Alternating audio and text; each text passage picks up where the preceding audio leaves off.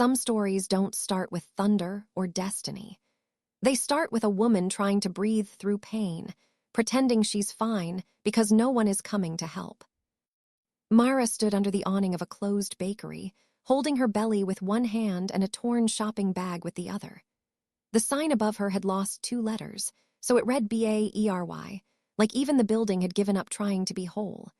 Rain slid down the glass and pooled at the curb. A bus passed, spraying dirty water across the street, and Mara flinched too late. Cold droplets dotted her coat and the hem of her dress like little insults. Her breath came out in thin, shaking clouds. She was 23, but tonight she felt much older, like every hour since the pregnancy test had been a year. Her back ached. Her feet throbbed. Her stomach tightened in uneven waves that might have been hunger or stress or something worse. She told herself it was only fear. Fear could mimic anything. The letter was still in her pocket, folded and refolded until the paper felt soft as cloth. She didn't need to look at it anymore. She could feel its words through the fabric, like thorns pressed against skin. I can't do this. It's not mine. Don't look for me. No apology. No explanation. Not even her name written with care.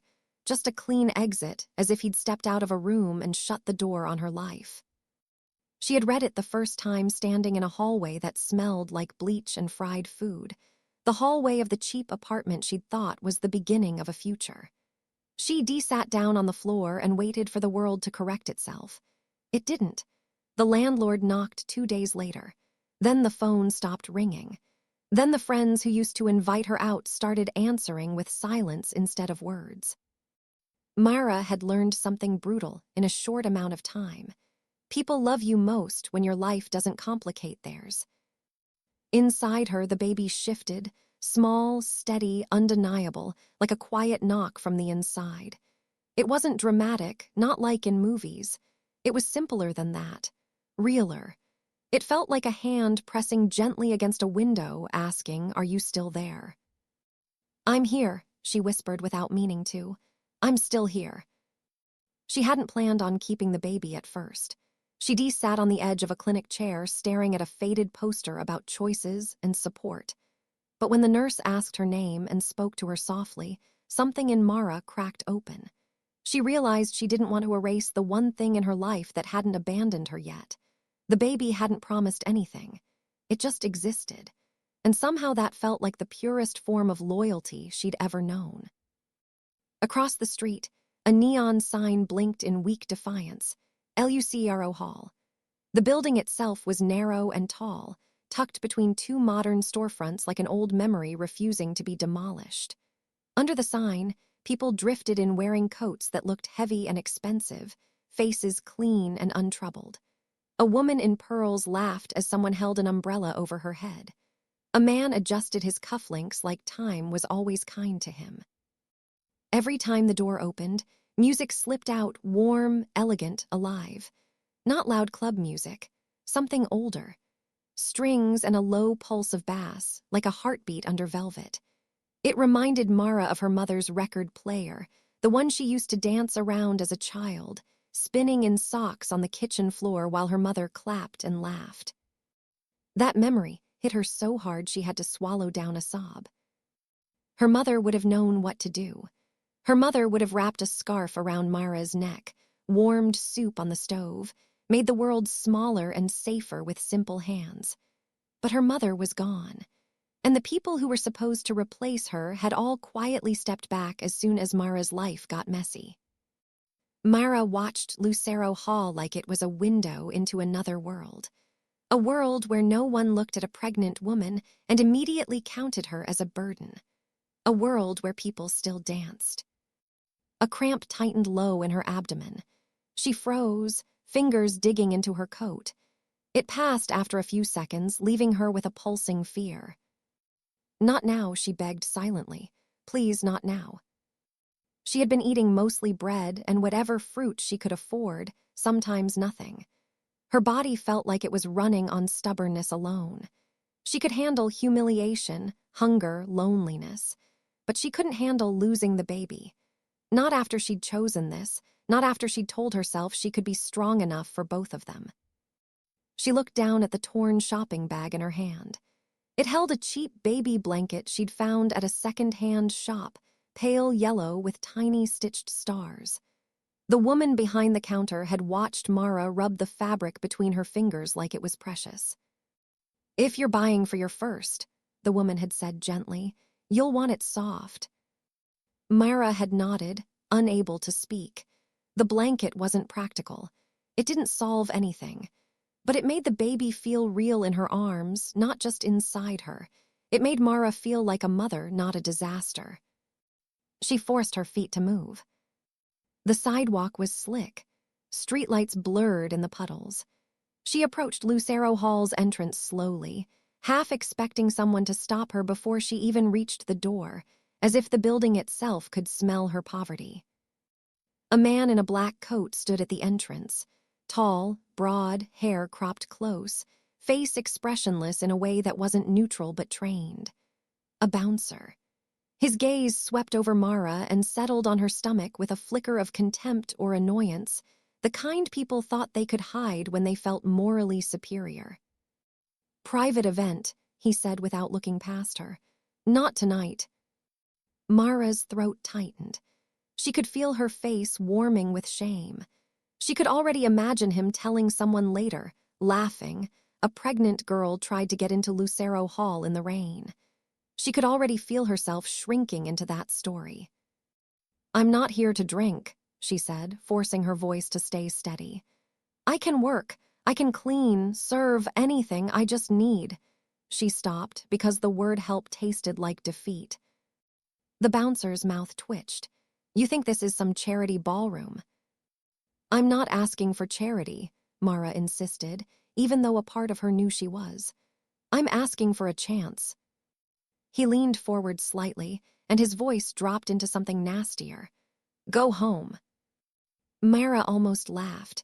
The sound got stuck in her chest. Home. The word felt like a cruel joke told by someone who'd never been truly alone. She stepped back, ready to turn away, ready to disappear into the wet night and find somewhere, anywhere, she could sit until morning. Maybe the hospital waiting area again, where the lights stayed on and no one asked questions as long as you didn't cause trouble. Then the music inside shifted. One song ended, and for a moment there was a hush so complete Mara could hear her own heartbeat. Not a dramatic silence, more like a room collectively holding its breath. The bouncer straightened. His posture changed in an instant, like a soldier hearing a commander's footsteps. His eyes flicked toward the doorway, and fear, real fear, crossed his face. A voice spoke from the shadows just inside the door. Low, calm, unhurried. "Let her in." The bouncer's lips parted. "Sir, this." "I said let her in." The bouncer swallowed, jaw working as if he'd bitten down on protest. He stepped aside immediately, eyes lowered. "Go on," he muttered to Mara, as if the words pained him.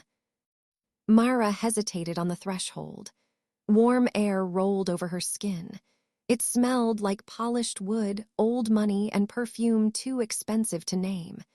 Beneath it was something else, faint but unmistakable, like smoke after a fire or metal after rain. She stepped inside. Lucero Hall wasn't a nightclub. It wasn't even a normal dance hall. It felt like a cathedral devoted to elegance. The ceiling was high, painted with faded murals of stars and angels. A chandelier hung like frozen sunlight, scattering gold across a floor so polished it held reflections like water. Velvet curtains the color of dark wine lined the walls. The room glowed with soft lamps and candlelight, as if someone had decided harsh electric light was vulgar. People danced in slow, formal patterns. Their movements were graceful, measured, almost ritualistic. Not many laughed, not many spoke loudly. They looked careful, like everyone was aware they were being watched. Mara's soaked coat suddenly felt heavier. She became painfully aware of her cheap shoes, her wet hair, the tiredness in her face. She held the shopping bag close like a shield. And then she saw him. The crowd seemed to part without anyone meaning to. Space opened as if the room itself respected him. A man in a simple black suit stood near the center, hands loosely clasped behind his back. He wasn't flashy. No glittering rings, no dramatic cape, just clean lines and quiet authority. Yet every head angled toward him when they thought they could do it without being seen. He turned, and his gaze landed on Mara. Her breath stopped. His face was striking, not in a pretty, harmless way, but in a way that felt dangerous to look at too long. Dark hair combed back. Skin pale, like moonlight touched it more than sunlight ever did. His expression was calm, but not empty, more like controlled. Like he'd learned to lock every emotion behind a door and throw away the key. The strangest part was his eyes. They weren't bright or theatrical. They were steady, deep, and intensely present. When he looked at her, Mara didn't feel admired. She felt seen. Every bruise life had put on her, every lie she'd told herself, every fear she hid behind pride. He began walking toward her. People moved out of his path as if by instinct. A couple stopped dancing mid-step. A woman in a silver dress lowered her gaze. Someone whispered a name that Mara didn't catch, but the tone carried reverence mixed with dread. The man stopped a few feet from Mara, close enough that she could smell him. Clean, cold, faintly sweet, like winter air over stone.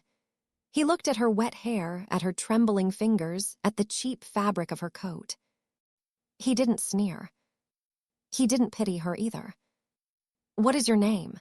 he asked, voice quiet but carrying easily through the music. "Mara," she answered, and her voice sounded smaller than she wanted. He nodded once, as if storing the name somewhere important. "You're cold." "I'm fine," Mara lied automatically, because admitting need felt like inviting cruelty.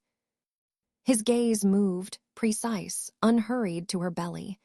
Not with disgust, not with mocking curiosity, with recognition that made her skin prickle. "You shouldn't be outside," he said. "I didn't plan to be," she almost snapped, but the anger collapsed into something softer. "I just need a chance, one night where I'm not treated like a mistake." For the first time, something shifted in his expression, so subtle Mara might have imagined it. A shadow of sadness, or memory. It was there and then gone, replaced by that composed calm again. He extended his hand toward her. A ripple went through the room. Not loud, but sharp, little gasps quickly swallowed, like people trying to pretend they hadn't reacted. Mara sensed the weight of attention hitting her from every corner. She felt, suddenly, like she'd stepped into the wrong story. "Dance with me," the man said. Mara stared at his hand. It was pale, elegant, perfectly still. I don't have money. I don't belong here." "I didn't ask for money," he replied. Her thoughts spun. No one like him chose someone like her without a reason. In Mara's life, kindness always came with a hook, a favor owed, a price paid later. Even love, apparently, could vanish without warning. But his hand remained extended, not demanding, not impatient, just waiting, like he believed she deserved the dignity of choosing. Mara's pride trembled, her fear trembled louder. And yet, she thought of the street outside, the wet cold, the long night ahead. She thought of her baby. "If I can survive this moment," she told herself, "I can survive anything." She placed her hand in his. His skin was cool, not sickly, not dead, just unnatural, like his body held its own winter. A chill ran up her arm. The baby inside her kicked sharply, sudden enough to make Mara gasp.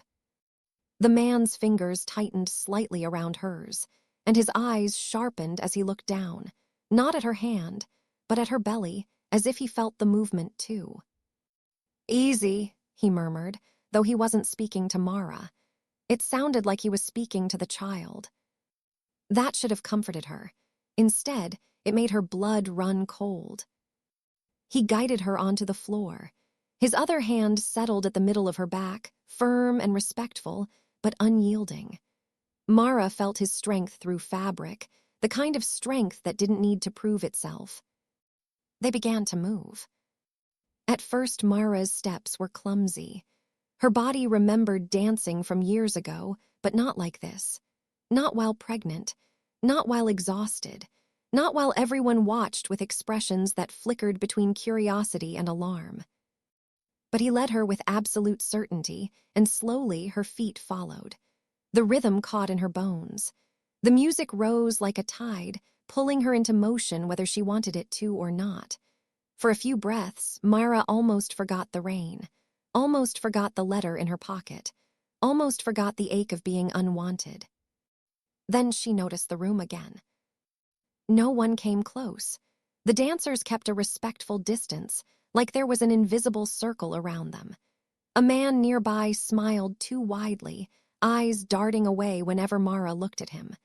A woman's hand shook as she lifted her glass. Whispers moved through the crowd like wind through dead leaves. Mara leaned in, her voice barely louder than the strings. "Who are you?" The man lowered his head near her ear. His breath was cool against her skin. "Someone you shouldn't have met," he murmured. Mara's stomach tightened. She tried to pull back, but his hand at her back held her steady, gentle, but absolute. She looked up at him, searching for something human, something ordinary. She found none. And then, as they turned, she saw it on the far wall between the velvet curtains. A crest in silver, old and ornate. A crown above a stylized bat. The symbol was familiar in the worst way, like a nightmare you recognize from childhood. Mara had seen it once in a newspaper article about disappearances. About wealthy patrons who never aged. About a ruler in the shadows whispered about by police who were too frightened to admit what they suspected. Her mouth went dry. The man followed her gaze, then looked back at her as if he'd been waiting for the moment she understood. His expression didn't change. That was what terrified her most. Not anger, not excitement, just calm certainty. "Yes," he said softly, answering the panic rising in her chest. "That king."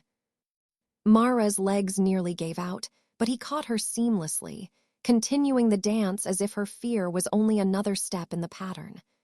Around them, the room felt like it tilted, like the air grew heavier, charged with expectation. And inside her, the baby kicked again, harder than before, a frantic flutter like a warning. Mara stared into the vampire king's eyes, trapped in his arms in the middle of a room full of people who looked afraid to breathe. And she realized, too late, that he hadn't invited her in to be kind. He had invited her in because he had recognized something about her baby. Something that made even the powerful people of Lucero Hall step back in fear. The music swelled, the lights glittered like sharpened stars, and the vampire king's hand tightened at her back as he guided her into the next turn, as if he had no intention of letting her leave.